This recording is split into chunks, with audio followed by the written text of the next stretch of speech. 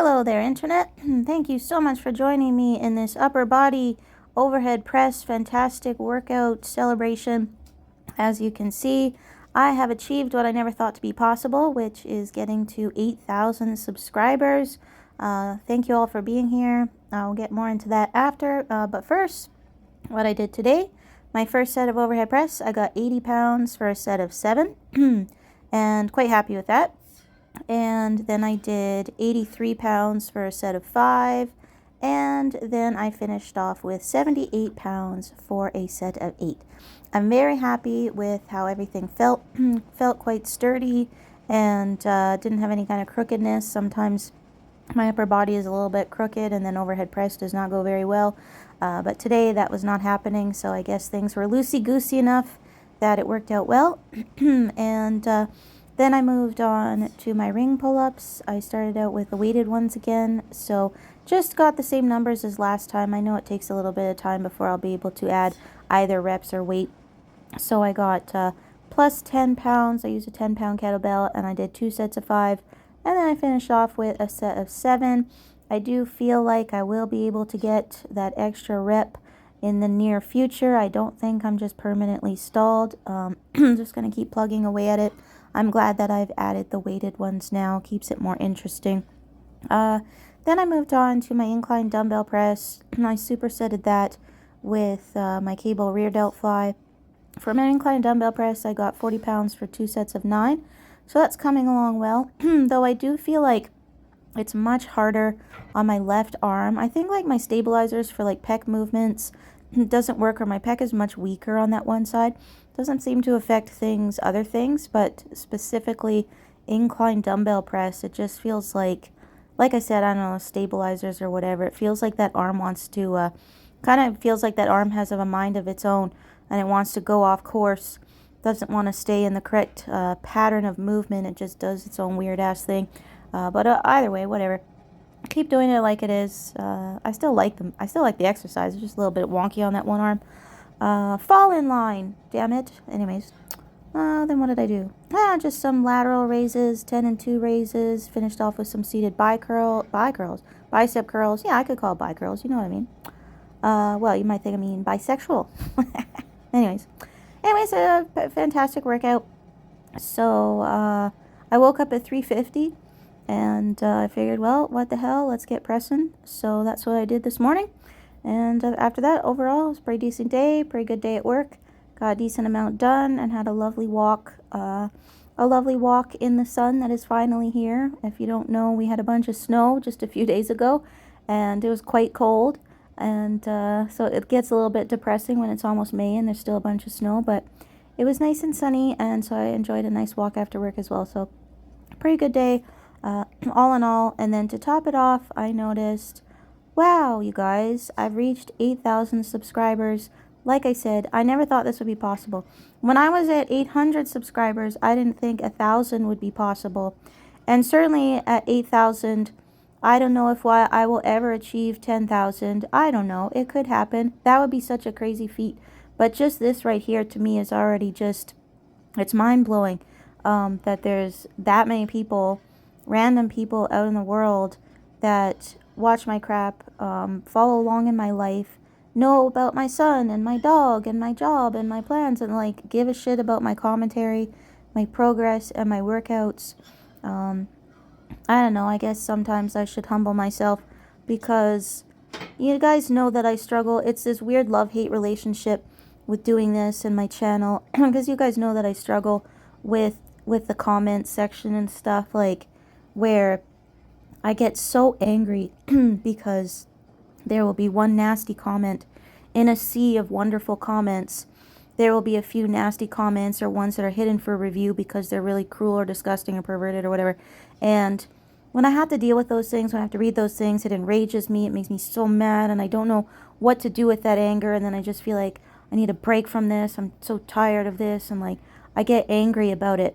And I think that it's wrong of me to spend more time in that anger than I spend in appreciation. I feel like that's unbalanced, and that I should work on that. Like I said, bro, I mean, we're all here because we're all in this fitness game because self-improvement matters to us, but there's so many different facets of self-improvement outside of just your body or whatever, or your strength. And I think for me, it's the gratitude that there are that many people out there that, like I said, that give a crap, and that in weird way keep me company about certain things, and that seem to have a genuine interest in what I'm doing, because I hang out in that anger mode from a comment for days. Like one comment will make me feel angry for days, and all the other ones, it's like I read them and I smile and I like them, but I sit and I fester in this anger and I don't know what to do about it. And I wish that I was bad. I wish I could fix it easier, but change is not an easy thing. All of this stuff takes work. Change is hard. The first step, the most important step, is recognizing that change even needs to happen at all. And so the point of this video, I suppose, or the theme of this video, is that I am grateful that you guys are here, and that so many of you are so nice to me and reassure me, even though I get very redundant in some of the things I say. If I complain about some of the things that are going on in my life or things that have hurt me, and then I have a tendency to repeat some of those things because I fixate on them. Obviously, again, the theme of it, I fixate on things that I probably shouldn't fixate on, but that a lot of you offer reassurance or a different perspective on things, and that helps as well. Or even just you guys sharing random fitness crap with me as well. I am grateful that you guys are here. It could be embarrassing to say that by the time I upload this, a few of you could have already left, and that I'm celebrating 8,000 even though I'm under 8,000. That certainly could happen, but maybe it'll bounce back up over, and then it'll save. I won't have egg on my face for too long. But like I said, I really just want to thank you guys for being here and following along. And I will continue to try to tough out the negativity, or drown out the negativity, or learn how to swim better in the sea of negativity, because you guys have certainly thrown me enough lifelines, or life jackets, that I should be able to at least float around.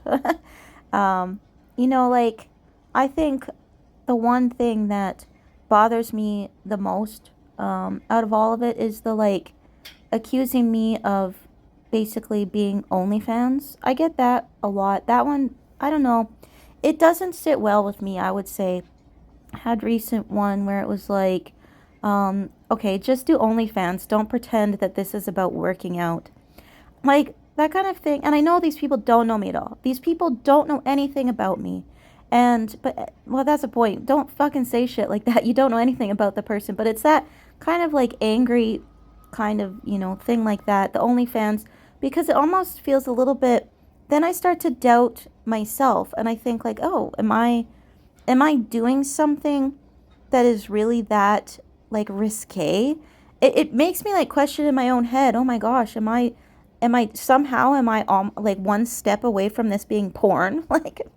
I'm sorry, but I can't see the relation between leg press and, hey, you're almost doing porn. But I know it's not close.